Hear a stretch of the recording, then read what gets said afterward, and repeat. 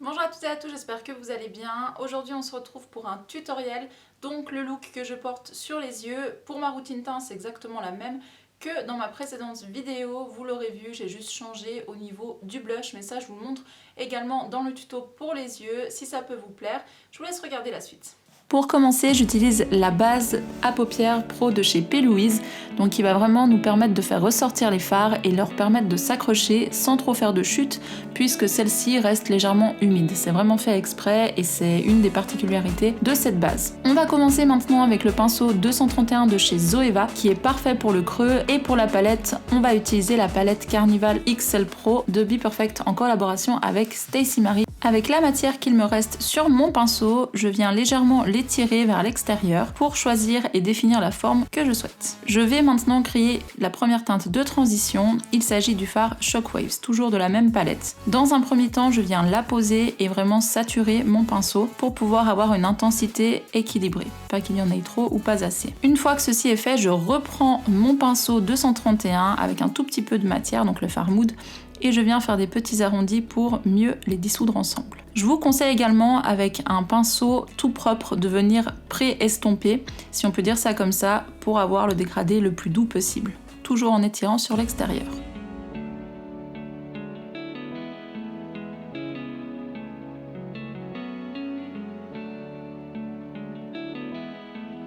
Avec un pinceau Peaches and Cream, j'utilise le fard Ecstasy, donc sur le coin interne et le coin externe de la paupière supérieure, pour vraiment donner un petit peu plus de peps à ce make-up. Pensez à toujours bien estomper entre les fards et à rajouter de la matière si nécessaire. C'est vraiment très important pour ne pas créer de barres et avoir quelque chose qui soit le plus diffus et le plus doux possible.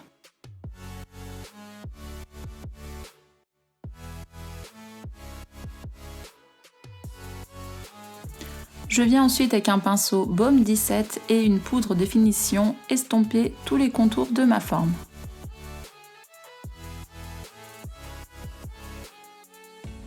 On passe ensuite au fameux cut crease avec la base de chez P. Louise en teinte blanc canvas, donc c'est les High Paint qui ont une texture plus épaisse et plus opaque, et un pinceau synthétique très précis, ni trop grand ni trop petit. Attention aussi à ce qu'il soit ni trop souple ni trop ferme, c'est très important, et on l'étale sur la zone à définir. Pour la partie externe du cut crease, j'utilise la base classique avec mon pinceau 144 de chez Zoeva, tout simplement afin que ce soit plus facile à l'intégrer au niveau de mon teint, et je vais le faire avec mon éponge pour un effet encore une fois beaucoup plus diffus.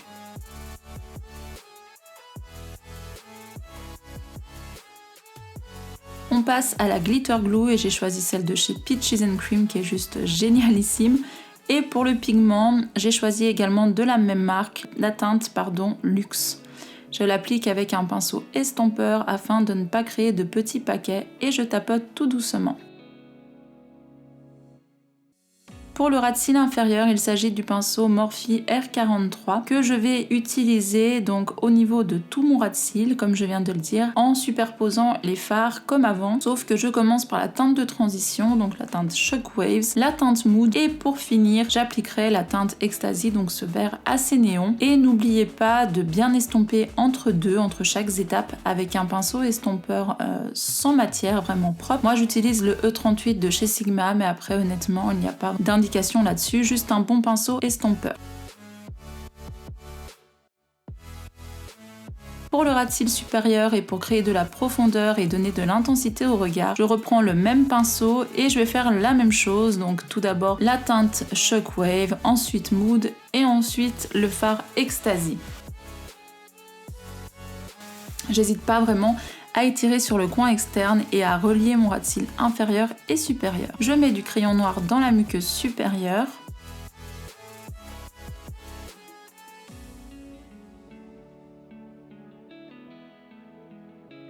Et pour la muqueuse inférieure, j'ai choisi un crayon à lèvres de chez Kat Von D, mais vous pouvez les utiliser également sur les yeux.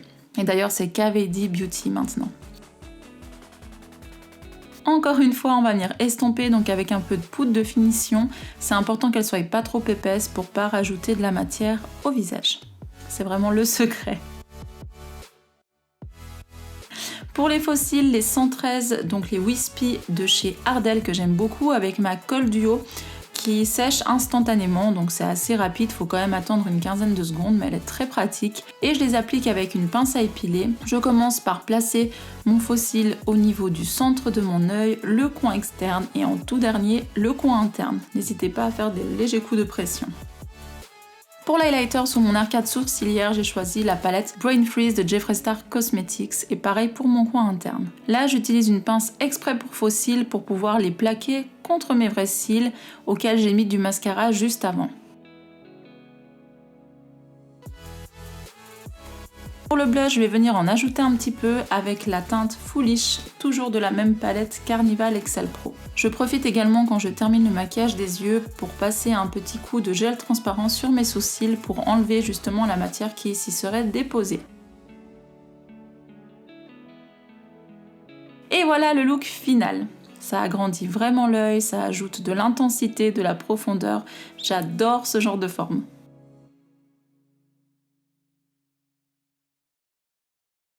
Voilà, on en a terminé avec ce tutoriel. J'espère vraiment qu'il vous aura plu. Dites-moi vraiment au niveau de la voix off. Mais j'avoue que personnellement, c'est plus facile, c'est plus pratique, surtout avec la voix off.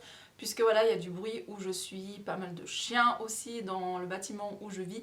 Donc du coup, c'est un petit peu plus compliqué et c'est plus pratique parce que je gère mieux au niveau du laps de temps. Pour ce look, vous pouvez retrouver tous les liens dans la barre d'infos. Sachez que c'est des articles que j'aime énormément, pour la plupart et la grande majorité que j'utilise depuis des années. De toute façon, si vous avez bien écouté le tutoriel, vous le saurez. Et pour les personnes qui me connaissent depuis un petit moment, vous savez que ces produits, je les aime énormément. Donc voilà, comme ça on aura vu un cut crease qui change un petit peu, j'avais envie de quelque chose de coloré qui me ressemble. Vous aurez également des looks beaucoup plus nude, beaucoup plus naturels pour tous les jours. Je vous invite à me rejoindre sur mes divers réseaux sociaux, vous les retrouvez dans la barre d'infos, entre autres sur Instagram où je publie de façon quotidienne. En tout cas, un grand merci à vous d'avoir regardé cette vidéo. Pareil, je vous invite à la liker, la partager et commenter si elle vous a plu. Je vous embrasse, prenez grand soin de vous, à bientôt, bye.